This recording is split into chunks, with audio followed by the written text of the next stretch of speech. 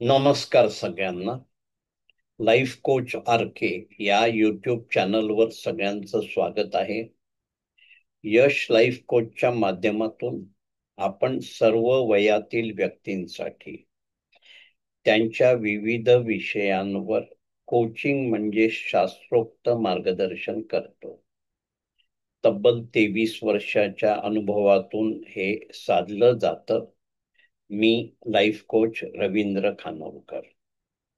YouTube चॅनलवरील सर्व विषय हे आपल्या नातेसंबंधियांना किंवा मित्र मैत्रिणींना उपयुक्त असणार आहे.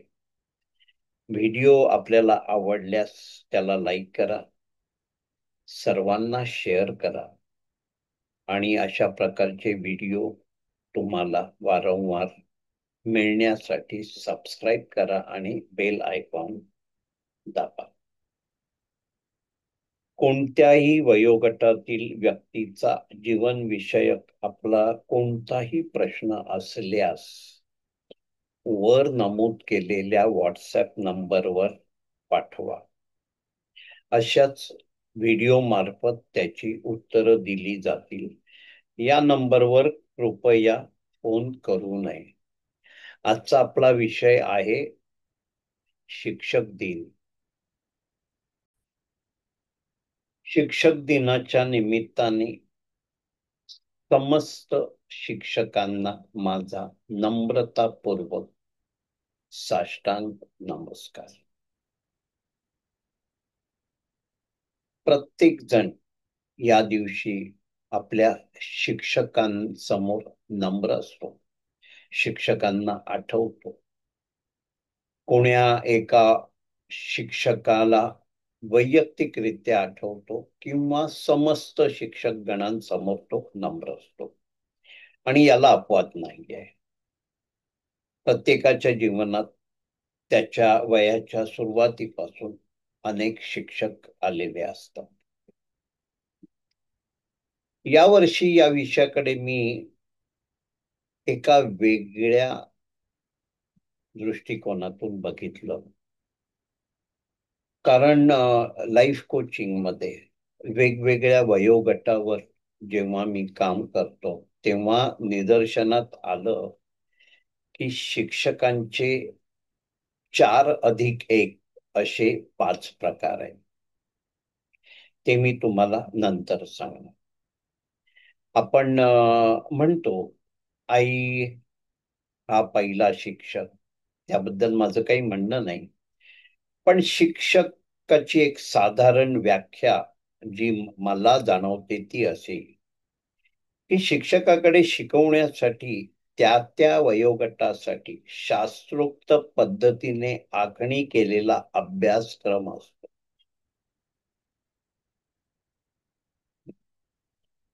आई हा कोच होऊ शकतो व्यक्तिगत वेगवेगळ्या प्रकारच्या मार्गदर्शनासाठी.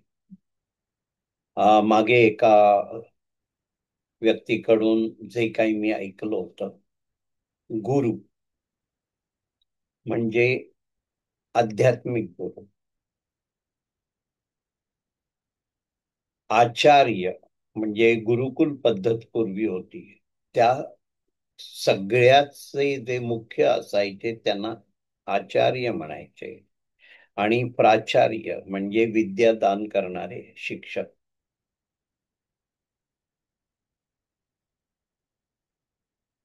हा शास्त्रोक्त पद्धतीने दिलेला अभ्यासक्रम त्या वर्षामध्ये दिलेल्या तासांमध्ये समोर मोठ्या संख्येने मुलं असतात त्यांना शिकवायचा असतो.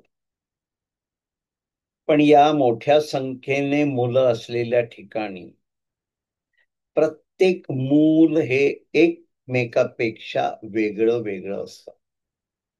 म्हणजे वर्गात जितकी मुलं आहेत त्यातलं प्रत्येक मूल पाल्य हे वेगळं आहे एकमेकांना. त्या प्रत्येक पाल्याला आणि सामूहिक सगळ्यांना एकत्र घेऊन जाऊन तो संपूर्ण अभ्यासक्रम त्यांना शिकवून असा प्रयत्न करायला लागतो की ह्यातलं एक पण मूल मागे राहणार नाही. सर्व मुलं पुढच्या अभ्यासक्रमाला, पुढच्या वर्गात जातील. आणि दरवर्षी जरी अभ्यासक्रम तोच असला तरी हा जो वेगवेगळी मुलं आणि एकत्र मुलं हा जो अभ्यासक्रम आहे हा शिक्षकांसाठी असतो. आणि हे फार नाजूक आणि वेगळं काम आहे. माझ्या जीवनामध्ये मी काही वेळा बालवाडीच्या पालकांच्या सभेमध्ये गेलेला आहे.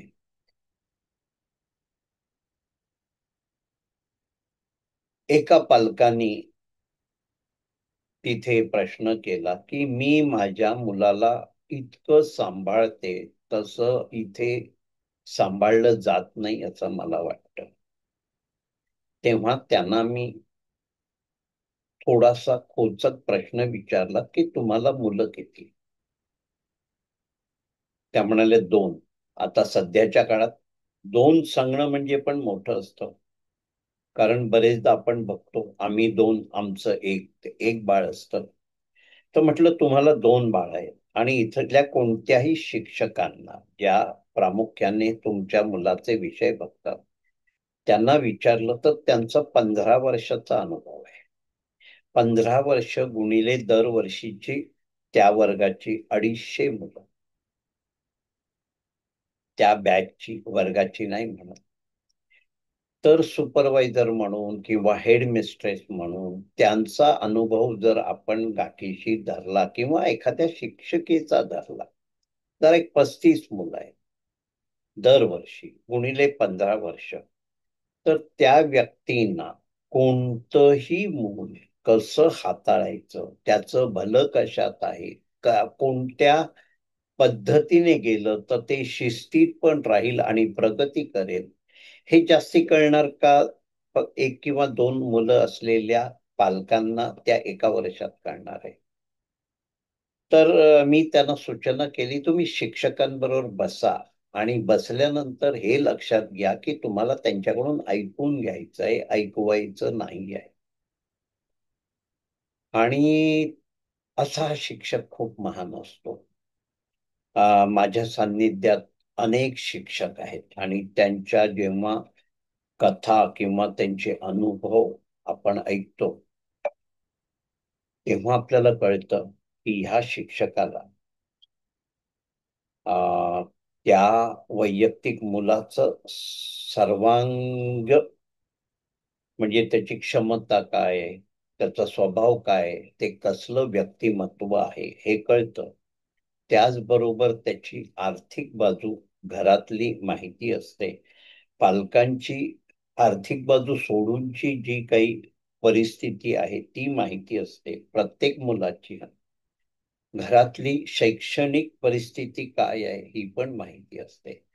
म्हणजे एखाद्या मुलाचं एवढं सगळं माहिती आहे हे लक्षात घेऊन तो अख्खा फुलांचा बंच घेऊन पुढे जाणं असं फार महत्वाचं काम शिक्षक करतात. आता आपण मी मगाशी उल्लेख केलेल्या 5 प्रकारचे शिक्षक, हा जे मला जाणीव झाली आहे, मला वाटलं सर्वांपर्यंत न्यावा हा विषय हा महत्वाचा आहे. आपण म्हणतो की मी मॉन्टेसरीची शिक्षिका आहे, बालवाडीची शिक्षिका आहे. बालवाडीमध्ये काय काय येतं तर सध्या आपण ज्याला म्हणतो प्ले ग्रुप म्हणजे ज्युनियर सिनियरच्या अगोदरचं, त्याला बरीच नावं आहेत इतर. ब्रॉडली बघितलं तर 5 वर्षाच्या आतील मुलं.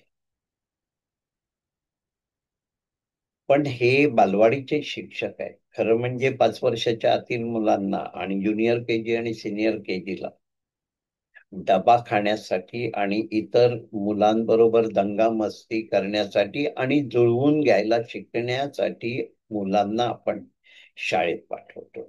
असं नाहीये की 1, 1.5, 2 वर्षाचं झाल्यापासून त्याच्या मागे 1 to 100 इंग्लिश शब्द, रंग, आणि मग ते आपलं खेळणं बनवायचं, सगळ्यांना सांगायला त्याला रंग कळतात, त्याला इतकं ते इतकं म्हणून दाखव.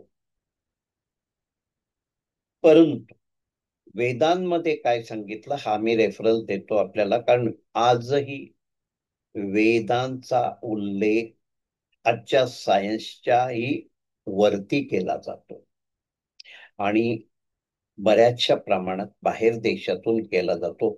जे आपण शिक्षक दिन ज्यांच्या नावाने साजरा करतो, सर्वपल्ली राधाकृष्णन डॉक्टर, यांनी वेदांना धरून फिलॉसॉफीचा अभ्यास केला होता एम.ए.च्या वर्षाला, आणि त्या अभ्यासाच्या ताकदीवर त्यांना मँचेस्टर येथील कॉलेजमध्ये प्रथम प्राचार्य झाले. मग त्यांना अनेक पदव्या बाहेर देशातून मिळाल्या. नंतर पुढे आपल्याला माहितीये ते उपराष्ट्रपती होते. 1962 आधी 62 ते 66 राष्ट्रपती होते देशाचे दुसरे. आणि जेव्हा त्यांचा हा काळ होता त्यावेळेला सर्व त्यांच्या विद्यार्थ्यांची इच्छा झाली की सरांचं वाढदिवस मोठ्या प्रमाणात साजरा करायचा. तेव्हा त्यांनी सूचना केली की माझा वाढदिवस करू नका, तुम्हाला जर एखाद्या शिक्षकाचा सन्मान करायचा असेल तर आपण तो शिक्षक दिन म्हणून करूया. अशी यामागची एक वस्तुस्थिती आहे माझ्या ज्ञानाप्रमाणे. आपण 5 प्रकारच्या शिक्षकांकडे जाऊया. वेदांमध्ये सांगितलेलं आहे 0 ते 5 हे वय आहे ना, फक्त लाड करा मुलांचे. काहीही शिकवू नका, कुठच्याही बंधनात असं अडकवू नका, हे करायचं नाही ते करायचं नाही. फक्त एक लक्षात ठेवा, त्या वयात बाळ फक्त तुमचं अनुकरण करतात. तर तुम्हाला बाळ जसं वागायला पाहिजे तसं तुम्ही वागा, की त्याला शिक्षण पुरतंय. परंतु याच वेदांमध्ये म्हटलंय 5 ते 15 वयोगट जे 10 वर्षाचा आहे, आपल्याकडे आपण त्याला 1ली ते 10वी म्हणूया. 10वी 10th एस-एस-सी. छडी वाजे छमछम विद्या येई घमघम. वेदांचा उल्लेख देतोय आणि ते आपण पाळतो. 15 ते 25 पूर्वी आपण ज्याला गद्दे 25 म्हणायचो, म्हणजे कळत नाही ही मुलं कशी वागतात. कधीतरी अक्कल नसल्यासारखी वागतात आणि कधीतरी हुशार वागतात. म्हणजे काय, की त्यांच्या शरीरात ज्या काही स्थित्यंतर होत असतात, म्हणजे टीनेजर्स मध्ये जातात, ऍडोलसन्स बनतात, त्या काळामध्ये इतकी डिस्ट्रॅक्शन्स असतात मुलांना. एक तर त्यांचा इगो टाईट झालेला असतो, त्यांना वाटत असतं की आपल्याला सगळं कळतं. काही बाबतीत पालकांना आमच्या पिढीचं कसं कळणार असं पण वाटतं.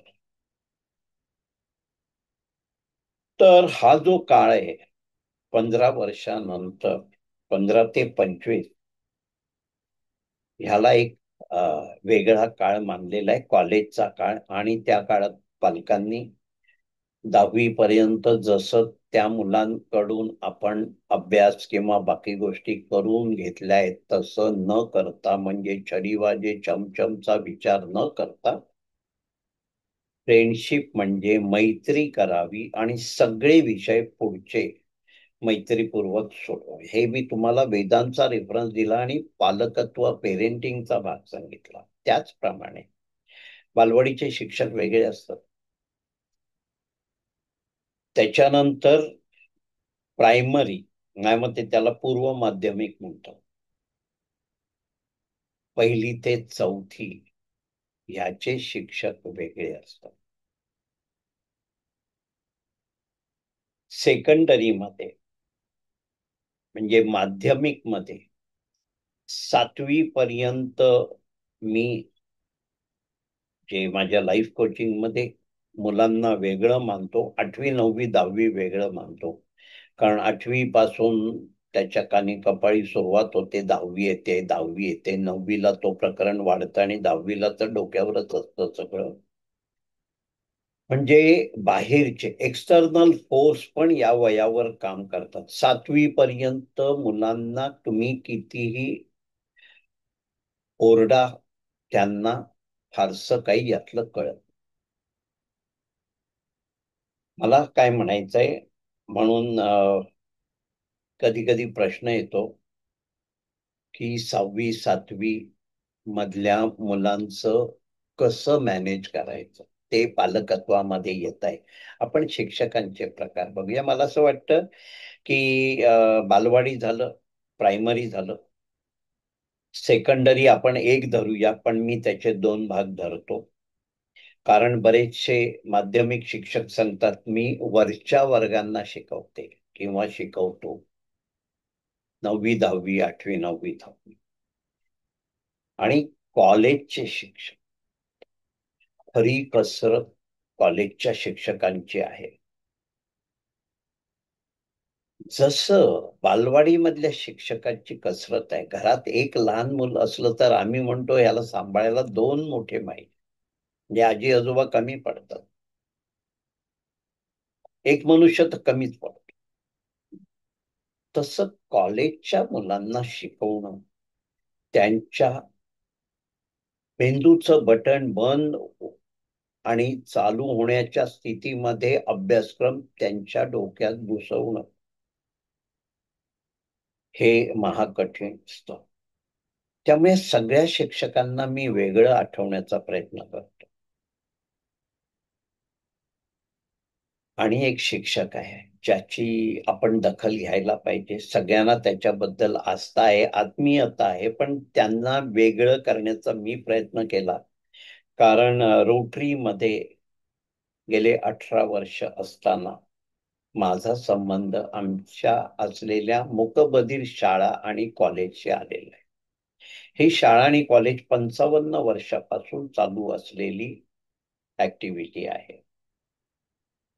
त्यांच्या शिक्षका दरवर्षी मी त्यांना सांगतो, मला तुमच्या पायाचं तीर्थ घ्यावंसं वाटतं. सगळ्यांना सांगतो, एका दोन शिक्षकांचं कौतुक नाही करत आहे. त्यांना मुलांच्या प्रतिकूलतेला धरून एकीकडून सरकारचा दबाव असतो की त्यांना साइन लँग्वेजची सवय लावू नका, लिप्सवर ओळखायला लावा, साइन लँग्वेज चा कमीत कमी वापर करा. म्हणजे एक तो सरकारचा दबाव, इकडून मुलांना सगळं समजावणं, आणि त्याच्यापेक्षा मोठं काम म्हणजे मुलांचे पालक, मुख्यतः आई प्रत्येक मुलाची, यांची मानसिकता सांभाळणं, त्यांचं नैराश्य सातत्याने बाजूला करणं, एवढं मल्टीफोल्ड काम करतं. तर स्पेशल चिल्ड्रन म्हणजे मूकबधीर, म्हणजे खरं म्हणजे ते कानाने बहिरा म्हणून मुका असं आहे. तर बधीर हे अंधत्व आहे. आपण मंदबुद्धी, रिटार्डेड, मेंटली रिटार्ड. त्याच्यानंतर सीपी म्हणून एक प्रकार आहे, सेलेब्रल पाल्सी.